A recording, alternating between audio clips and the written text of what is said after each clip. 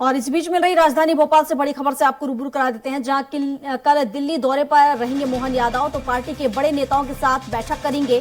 बैठक में मंत्रिमंडल के नाम पर मोहर लग सकती है। बीजेपी प्रदेश अध्यक्ष वी डी शर्मा और प्रदेश संगठन महामंत्री हितानंद शर्मा रहेंगे मौजूद।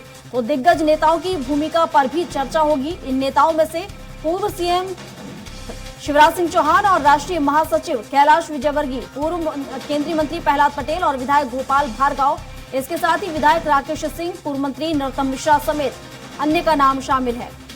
तो कुछ संभावित नाम आपको बता रहे हैं। कल दिल्ली जाएंगे, बता दें दिल्ली में यहाँ बैठक होगी, तो पार्टी के बड़े नेताओं के साथ बैठक करेंगे। तो बैठक में मंत्रिमंडल को लेकर चर्चा की जाएगी। तो बड़ा अपडेट बता रहे हैं, जहां कई मंत्रियों के नाम पर मोहर लग सकती है इस बैठक में। तो दिग्गज नेताओं की भूमिका पर यहां पर चर्चा की जाएगी। तो कई नाम यहां पर चर्चा में शामिल हैं। आपको बता दें कि पूर्व सीएम शिवराज सिंह चौहान, इसके साथ ही राष्ट्रीय महासचिव कैलाश विजयवर्गीय और पूर्व केंद्रीय मंत्री प्रहलाद पटेल, विधायक गोपाल भार्गव, विधायक राकेश सिंह, पूर्व मंत्री नरोत्तम मिश्रा समेत अन्य का नाम इसमें शामिल किया गया है। तो इन नामों को लेकर यहां पर चर्चा की जाएगी। तो दिग्गज नेताओं की भूमिका यहां पर इस पर चर्चा की जाएगी। तो काफी अहम ये बैठक मानी जा रही है और जल्द ही मंत्रिमंडल का विस्तार हो सकता है। और इस पर विस्तार से जानकारी के साथ हमारे साथ दुर्गेश गुप्ता लाइव जुड़ चुके हैं। तो दुर्गेश से ही जान लेते हैं। दुर्गेश, कयास लगाए जा रहे हैं कि जल्द ही मंत्रिमंडल विस्तार हो सकता है, क्योंकि देखें जो नए सीएम है मोहन यादव, अब वो कल दिल्ली जाएंगे और यहां पर चर्चा की जाएगी। क्या कुछ जानकारी मिल रही है इसको लेकर? बिल्कुल प्रियंका, मध्य प्रदेश के नए मुख्यमंत्री मोहन यादव, प्रदेश अध्यक्ष वी डी शर्मा और संगठन प्रभारी जो हितानंद शर्मा हैं, इन तीनों को दिल्ली तलब किया गया है और कल यह दिल्ली जाएंगे। कल दिल्ली में तमाम केंद्रीय नेतृत्व के बीच में एक अहम बैठक होगी। इस अहम बैठक में मध्य प्रदेश में जो होने वाले मंत्रिमंडल के विस्तार को लेकर इस पर चर्चा की जा सकती है और इसी के साथ साथ में मंत्रिमंडल में किन विधायकों को रखना है, किनको मौका देना है, इस पर भी चर्चा की जाएगी। हालांकि जिस तरीके से देखा जाए कि मध्य प्रदेश में तमाम दिग्गज नेता इस बार अपनी लाइन का इंतजार कर रहे हैं, अपनी वेटिंग लिस्ट में हैं। जिस तरीके से देखा जाए 2023 विधानसभा चुनाव में तमाम दिग्गज नेताओं को मैदान में उतारा गया था, उसमें से पूर्व मुख्यमंत्री शिवराज सिंह चौहान भी शामिल हैं, कैलाश विजयवर्गीय शामिल हैं, प्रहलाद पटेल शामिल हैं, गोपाल भार्गव शामिल हैं। हालांकि गोपाल भार्गव को प्रोटेम स्पीकर बनाकर कहीं ना कहीं उनको बैलेंस किया गया है, लेकिन बहरहाल गोपाल भार्गव भी उस पद से संतुष्ट नजर नहीं आ रहे हैं। तो इसके अलावा उन पर भी चर्चा की जा सकती है। तो इन लोगों के नाम शामिल हैं जिस पर इनको मैनेज करना है, इनको बैलेंस करना है। तो इनकी भूमिका पर मुख्य तौर से बातचीत की जा सकती है, इनकी भूमिका पर रणनीति बनाई जा सकती है।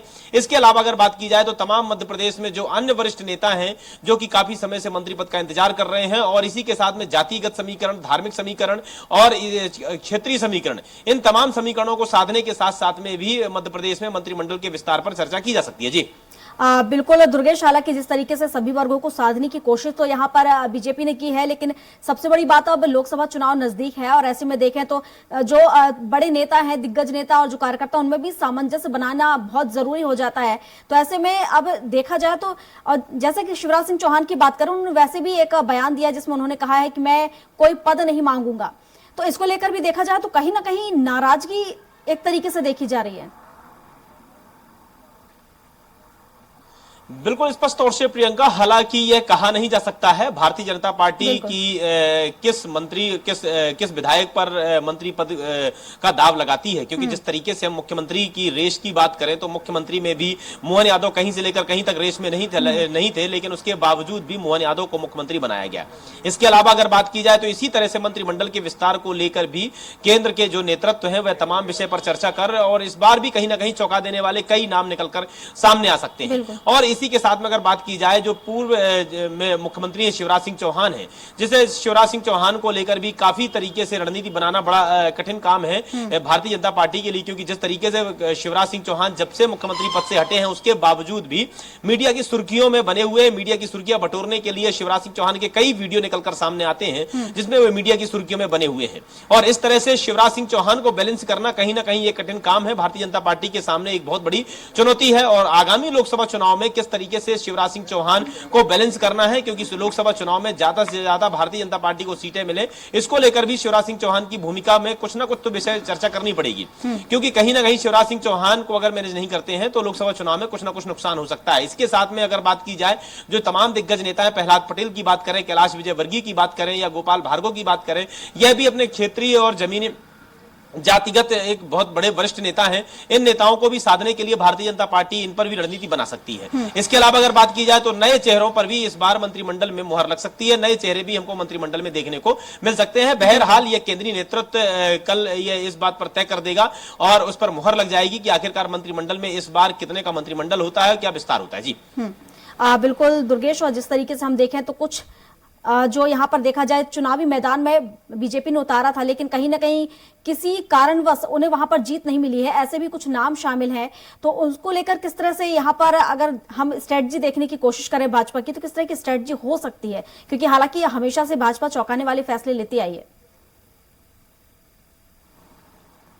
बिल्कुल प्रियंका, स्पष्ट तौर से अगर देखा जाए, जैसा कि आपने जिक्र किया कि कुछ हारने वाले प्रत्याशी भी हैं, उनके भी नाम शामिल हैं। उनमें सबसे अहम और सबसे वरिष्ठ नेता है नरोत्तम मिश्रा। नरोत्तम मिश्रा भी कहीं ना कहीं, नरोत्तम मिश्रा को साधने के लिए भी भारतीय जनता पार्टी कुछ ना कुछ कवायद जरूर कर सकती है, क्योंकि जिस तरीके नरोत्तम मिश्रा को इस विधानसभा चुनाव में हार का सामना करना पड़ा था, और नरोत्तम मिश्रा एक अच्छे वक्ता और भारतीय जनता पार्टी के वरिष्ठ नेता है, इन वरिष्ठता को ध्यान में रखते हुए भारतीय जनता पार्टी नरोत्तम मिश्रा को भी कहीं ना कहीं एडजस्ट की जा सकती है, कर सकती है और कहीं ना कहीं मैनेज किया जा सकता है। इसके अलावा अगर बात की जाए तो और भी अन्य तमाम नेता हैं जिनको जातीयगत और क्षेत्रीय तरीके से उन नेताओं को भी साधने के लिए भारतीय जनता पार्टी प्रयास कर सकती है, कवायद कर सकती है। उनमें से कई ऐसे नाम निकलकर सामने आ रहे हैं जिन पर मंत्रिमंडल की मुहर लग सकती है। और सबसे अहम बात यह है कि इस बार जिस तरीके से एक मुख्यमंत्री और 2 डिप्टी सीएम, जिसमें से जो मोहन यादव हैं वह पिछड़ा वर्ग से आते हैं, उनमें से एक डिप्टी सीएम जनरल कैटेगरी से आते हैं, ब्राह्मण नेता है, तो और इसी के साथ में एक जगदीश देवड़ा है, वह भी उनको भी साधने के लिए, उनके समाज को भी साधने के लिए भारतीय जनता पार्टी के जो केंद्रीय नेतृत्व है मंत्रिमंडल में जगह दे सकती है।